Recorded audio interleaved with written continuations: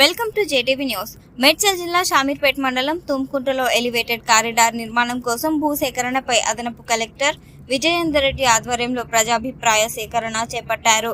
ప్రజాభిప్రాయ సేకరణలో తుమ్కుంట, హకీంపేట గ్రామాల ప్రజలు పాల్గొన్నారు. అధికారులకు 200 అడుగుల మేర స్థల సేకరణపై నిరసన వ్యక్తం చేస్తూ అదనపు కలెక్టర్కు వినతి పత్రం అందజేశారు. అనంతరం పురపాలక కార్యాలయం నుంచి అంబేద్కర్ విగ్రహం వరకు ర్యాలీ నిర్వహించారు. అంబేద్కర్ విగ్రహం వద్ద బైఠాయించి నిరసన వ్యక్తం చేశారు. ఈ సందర్భంగా బాధితులు మాట్లాడుతూ ఎలివేటెడ్ కారిడార్ రహదారిని 100 అడుగుల మేర విస్తీరణ సమ్మతంగా ఉన్నామని, ఎక్కడా లేని విధంగా 200 అడుగుల మేర భూసేకరణ చేపట్టడంతో సర్వం కోల్పోతున్నామని ఆవేదన వ్యక్తం చేశారు. 6 నెలల నుంచి రోడ్ ఎక్స్పాన్షన్ ఇష్యూ జరుగుతూ ఉంది. మేము ఎన్నో విజ్ఞప్తులు చేశాము, ఎన్నో రిక్వెస్ట్ చేశాము గవర్నమెంట్. ఎటువంటి రిక్వెస్ట్ కూడా వాళ్ళు వినలేదు.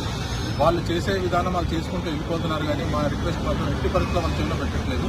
ఇవాళ గ్రామ సభలో క్లియర్గా చెప్పడం జరిగింది, మా ఎన్ని రిక్వెస్ట్ వచ్చినా మీరు కన్సల్ట్ చేయట్లేదు అని చెప్పేసి. సో ఇవాళ అదే విషయాన మేమందరం కూడా ఈ ధర్నా చేయడం జరుగుతుంది.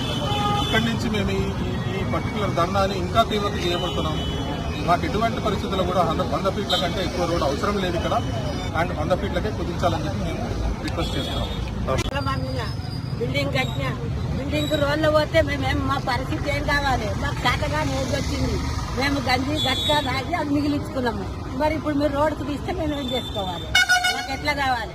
నువ్వు 100 ఫీట్లేదు ఇయ్యి, ఎక్కువ ఇయ్యకు, అది కూడా మాకు జాగ ఇవ్వాలి. ఎంత జాగ పోతుందో ఆ జాగకు జాగ ఇవ్వాలి. ఈ 1.5 year నుంచి రోడ్ కటింగ్ అని భయపెట్టి ఎవరు ఇళ్ల కిరాయిలకు రాకుండా జనాన్ని భయభ్రాంతులు చేస్తున్నారు. ఏది కరెక్ట్ నిర్ణయం ఇంతవరకు తెలియజేయలేదు. 4 మీటింగ్లు జరిగినా కూడా వాళ్ళ పనులు వాళ్ళు చేసుకోరు తప్ప మాకు ఎలాంటి ఇంటిమేషన్ లేకుండా అన్ని భయభ్రాంతులు చేసి ఊరంతా ఖాళీ చేసి ఊరు మొత్తం 2 లేన్ రోడ్లు అయిపోయింది. అందరికీ జీవనోపాధి కష్టమైంది.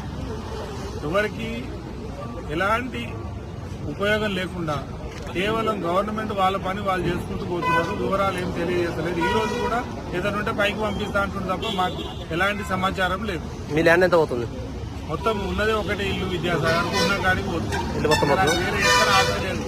నాకున్నది ఒకటే ఇల్లు, ఒక ఇల్లు మొత్తం పోతుంది. నాకేం ఉద్యోగం కూడా లేదు.